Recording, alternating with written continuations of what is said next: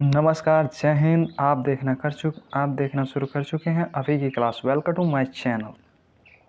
तो आइए आपके लिए हम रेलवे, एसएससी, एनडीए, यूपीएससी तमाम आगामी एग्ज़ामों के लिए लेकर आए हैं मिक्स स्टैटिक जीके। यानी जैसे कि जानते हैं कि ये प्रश्न पत्र पूर्ण रूप से बेस्ड होगा जनरल नॉलेज का, जो कि रेलवे एसएससी एग्ज़ामों में पूछता है, उसी का मॉडल रूप होगा, जिसमें 25 स्टैटिक जीके लेकर आए हैं और इसका हम अच्छी तरह से अध्ययन करेंगे और जानेंगे इसके बारे में। तो प्लीज़ गाइज पूरी अंतिम तक देखने का प्रयास कीजिए, बीच में स्किप करने की कोशिश नहीं कीजिएगा, ठीक है। बढ़ते हैं आगे और लेते हैं पहला प्रश्न। तो इस सेट का जो पहला प्रश्न है वो है हमारी कौन सी कला को जहांगीर द्वारा संरक्षण दिया गया था। कौन सी कला जो थी जिसको जहांगीर ने संरक्षण दिया था। तो जहांगीर ने जिस कला को संरक्षण दिया था वो हो जाएगा आपका ऑप्शन नंबर बी, मूर्ति कला, ठीक है। जहांगीर के बारे में बता दें, जहांगीर मुगल काल से संबंधित है और इन्हीं काल से, मुगल काल से ही संबंधित शाहजहां जो स्थापत्य कला का माने जाते हैं, यानी ये भी एक प्रकार के संरक्षण दिए थे कला की, वो कला थी स्थापत्य कला, ठीक है। तो यहाँ जहांगीर मूर्ति कला से और बात जहाँ शाहजहां की जाएगी वहाँ स्थापत्य कला लगा लीजिएगा। बढ़ते हैं गाइज आगे, तो मूव करते हैं नेक्स्ट क्वेश्चन की ओर। अगला क्वेश्चन जो है वो हमारा ये है कि सिने चित्र सिंघम में मुख्य नायक की जो भूमिका किसने निभाई थी। जो लीडिंग एक्टिंग करने की जो इसमें नायक की भूमिका निभाई थी वो कौन थे, तो वो थे अजय देवगन, ठीक है। जैसे कि आप जानते होंगे कि फिल्म एक इंस्पेक्टर पे बेस्ड है, ठीक है, यानी मुख्य भूमिका में, यानी पुलिस की वर्दी में वो इस पिक्चर में दिखे थे, ठीक है, अजय देवगन।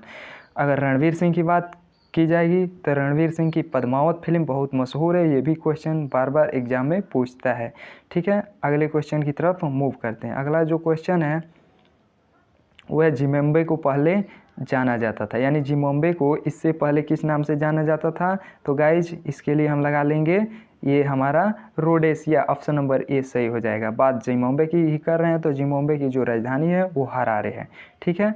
जिम्बाब्वे एक अव्यवस्थित देश है, इसकी सीमाएं जाम्बिया, मोजाम्बिक, यानी ये सब इसके बॉर्डर हैं और ये साधारणतः गरीब देश माने जाते हैं, ठीक है, जो कि दक्षिण अफ्रीकन कंट्री में क्या है, अफ्रीकन कंट्री में सिचुएटेड है, यानी स्थित है, ठीक है। अगले क्वेश्चन की तरफ मूव करते हैं। अगला हमारा जो क्वेश्चन है वो ये है कि वैदिक साहित्य में प्रयुक्त व्रीहि शब्द का अर्थ है। वैदिक साहित्य में प्रयुक्त व्रीहि शब्द का अर्थ जो है वो क्या है, जौ है कि तिल है, गेहूं है, चावल है, क्या हो जाएगा। तो हमारा option number D is the correct answer, यानी डी पे हम क्या लगा देंगे, ट्रिक लगाएंगे, डी पे हम ट्रिक लगा लेंगे। हाँ, एक चीज़ और महत्वपूर्ण है जो आपको ध्यान देना है, एग्जाम में कुछ बदल के भी क्वेश्चन पूछता है। यहाँ व्रीहि को तंडुल भी कहा जाता है, ठीक है, तो ये हमें याद रखनी है कि व्रीहि को तंडुल भी कहा जाता है। और दूसरा यहाँ से मोस्ट इम्पोर्टेंट एक और चीज़ बनते हैं जो एसएससी में घुमा के क्वेश्चन पूछता है, तो वो ये जान लेना है कि गेहूं को किस नाम से जानते थे। और गेहूं और जो वैदिक साहित्य की बात करें या वैदिक काल की बात करें तो सबसे पहले पाई जाने वाली उत्पादन में से एक थी, ठीक है, गेहूं और जौ, ठीक है। ये उस काल में बहुत ज़्यादा हुआ करते थे, गेहूं को गोधूम, ठीक है, और गोधूम इसका तत्सम रूप भी होता है, यानी संस्कृत शब्द है, ठीक है, जिसका हिंदी अर्थ गेहूं होता है। अगले क्वेश्चन की तरफ हम आगे बढ़ते हैं, ठीक है। अगला जो क्वेश्चन है वो हमारा है निम्नलिखित में से किस देश का क्षेत्रफल सबसे कम है, ठीक है। तो सबसे क्षेत्रफल जो कम है इस ऑप्शन में वो है वेटिकन सिटी की, ठीक है, और वेटिकन सिटी एक कंट्री है, ठीक है। जो सबसे छोटा सबसे बड़ा क्षेत्रफल की दृष्टि से रसिया है, ठीक है। भारत का कौन सा स्थान आता है, तो क्षेत्रफल की दृष्टि से भारत विश्व में 7वां स्थान रखता है, ठीक है।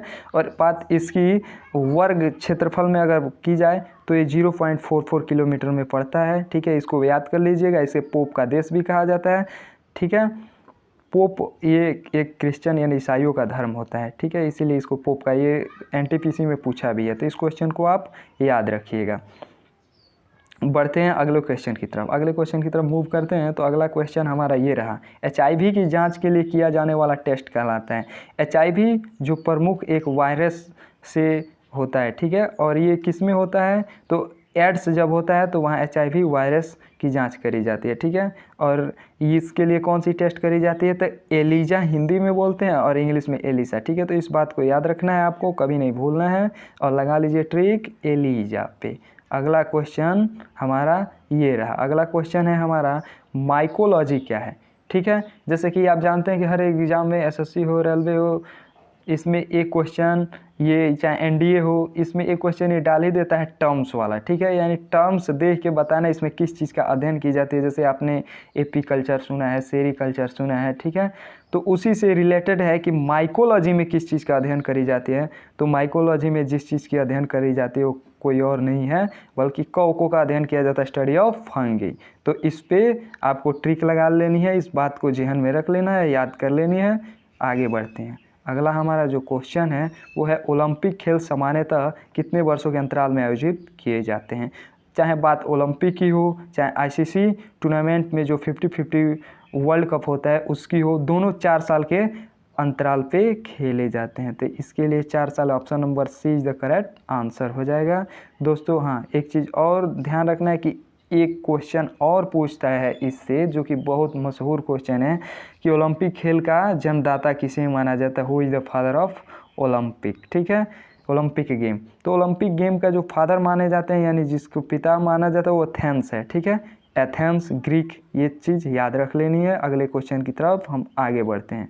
तो आगे मूव करते हैं। तो अगला क्वेश्चन हमारा आता है कि वर्ष 2023 में आयोजित होने वाला विश्व कप क्रिकेट की मेज़बानी किस देश द्वारा की जाएगी। जैसे कि आप जानते हैं कि खेल खिलाड़ी जो स्पोर्ट एक सेक्शन आता है उससे 1-2 क्वेश्चन पूछे ही जाते हैं, ठीक है। तो ये करंट अफेयर्स के क्वेश्चन में भी पूछे जा सकते हैं क्योंकि वर्ष 2023 की बात हो रही है, यानी आगामी है, प्रोस्पेक्टिव है, ठीक है।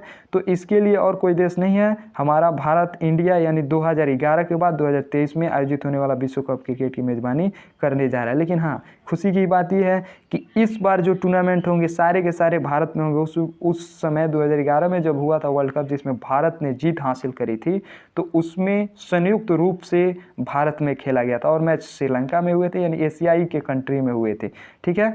तो इस बात को याद कर, 2015 वर्ल्ड कप की बात करी जाए तो ऑस्ट्रेलिया ने जीता था। 2019 वर्ल्ड कप की बात करी जाए, एक दिवसीय वर्ल्ड कप की, तो किसने जीता था, पहली बार इंग्लैंड चैंपियन रहा था। यानी जो क्रिकेट का जन्मदाता माना जाता है इंग्लैंड, वही पहली बार चैंपियन हुआ था, ठीक है। यानी वो मैच भी बहुत रोमांचक हुए थे। आगे बढ़ते हैं। अगला हमारा जो क्वेश्चन है वो ये है कि मधुशाला के रचयिता कौन है। ध्यान से देखिएगा, मधुशाला के जो रचयिता हैं वो हरिवंश राय बच्चन जी माने जाते हैं। हाँ, इनसे यहाँ से एक और क्वेश्चन बता, हरिवंश राय बच्चन का संबंध कहाँ से है, तो 2 ऑप्शन देता है। ध्यान से देखिएगा, पहला देता है कवि, तो कवि ट्रिक लगा लेंगे। अगर कवि नहीं रहेगा तो इलाहाबाद देता है, तो इलाहाबाद पे ट्रिक लगाइएगा।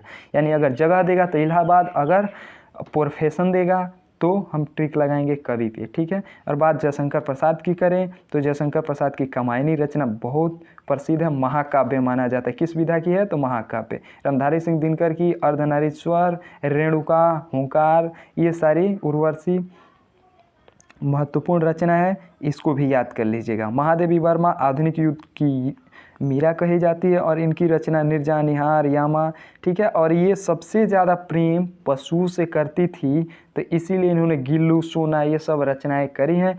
इसको भी याद रखनी है। यही कहानी है जो आपको बतानी है, एक बार नहीं बार बार 1000 बार पूछता है, इसको याद कर लीजिए, ठीक है। अगले क्वेश्चन की तरफ मूव करते हैं। अगला जो हमारा क्वेश्चन है वो कुछ इस प्रकार है। देखिए, उपन्यास वार एंड पीस के लेखक कौन है, तो इसके लिए किसी और को नहीं ढूंढना है, Leo Tolstoy. Option number A पे ट्रिक लगा देंगे तो Leo Tolstoy, count Leo Tolstoy इसके लिए हो जाएंगे, ठीक है। और लियो टॉल्स्टॉय कौन है, तो महात्मा गांधी इनसे सबसे ज़्यादा प्रभावित हैं, ये एक प्रकार के लेखक माने जाते हैं, ठीक है।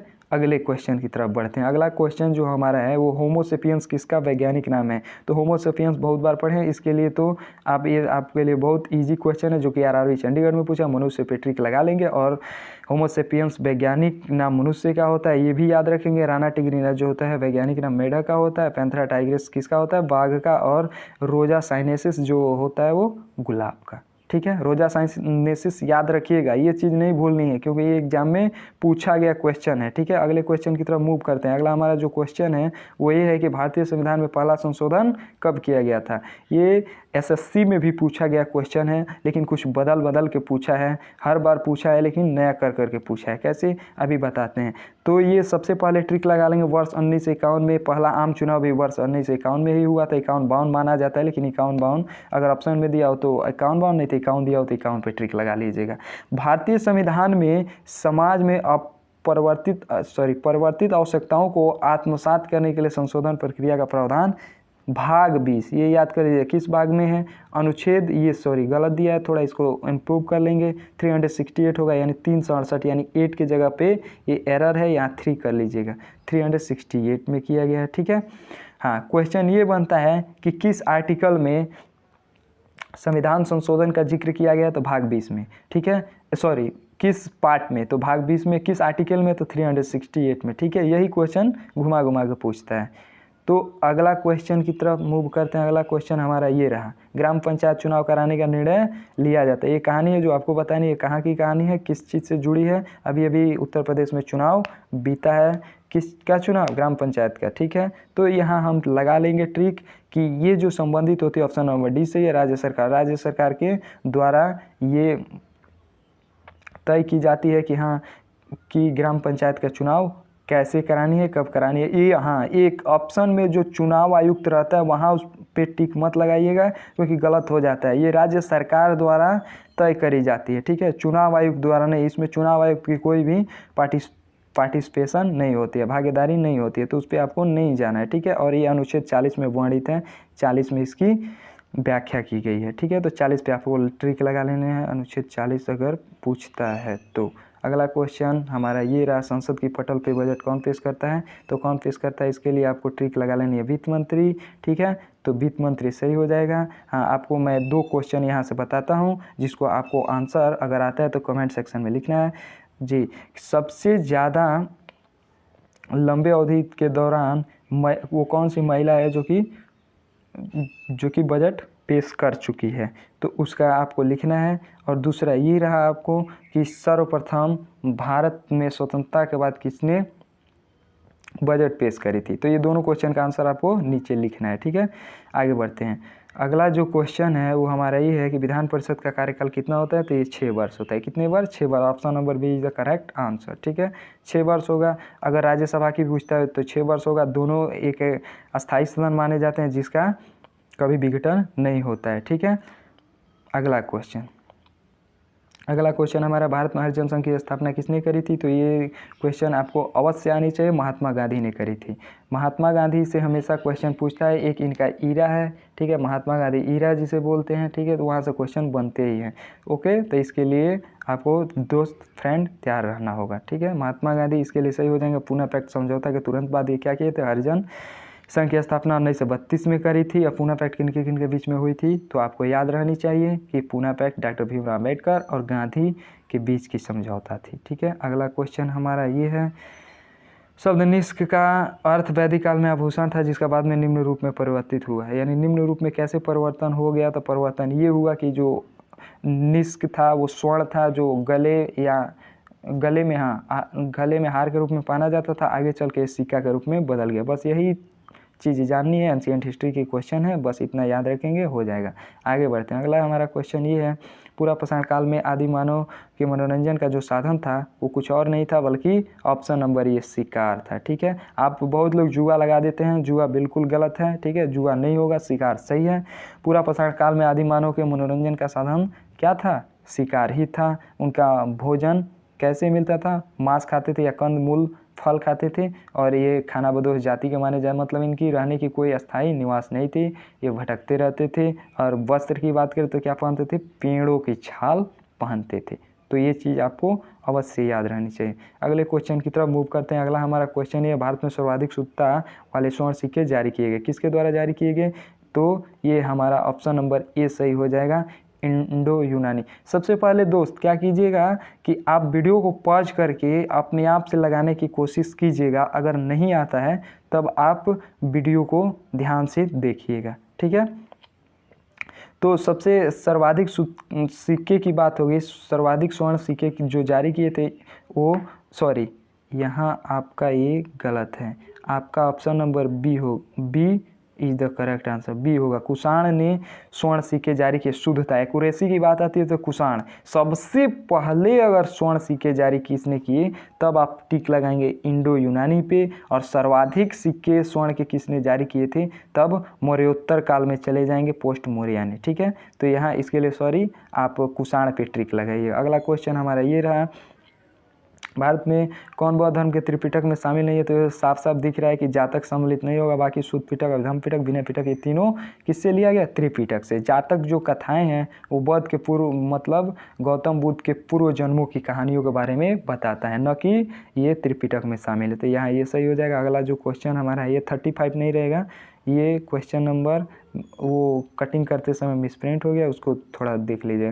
निम्नलिखित बौद्ध धर्म का समर्थन नहीं किया, किसने समर्थन नहीं करी? तो Chandragupta Maurya is the correct answer, ठीक है। चंद्रगुप्त मौर्य इसलिए होंगे क्योंकि चंद्रगुप्त मौर्य भद्रबाहु के संपर्क में आके इन्होंने जैन धर्म ज्वाइन की थी, जबकि अशोक, हर्षवर्धन, कनिष्क ये सभी बौद्ध धर्म से रिलेटेड हैं, ठीक है। अशोक ने तो प्रचार प्रसार के लिए अपने लड़के और लड़की को श्रीलंका भी भेजा था, वो भी अगर जानते हैं तो कमेंट सेक्शन में लिखिएगा कि लड़के और लड़की का क्या नाम था, ठीक है, अगर आपको आता है तो।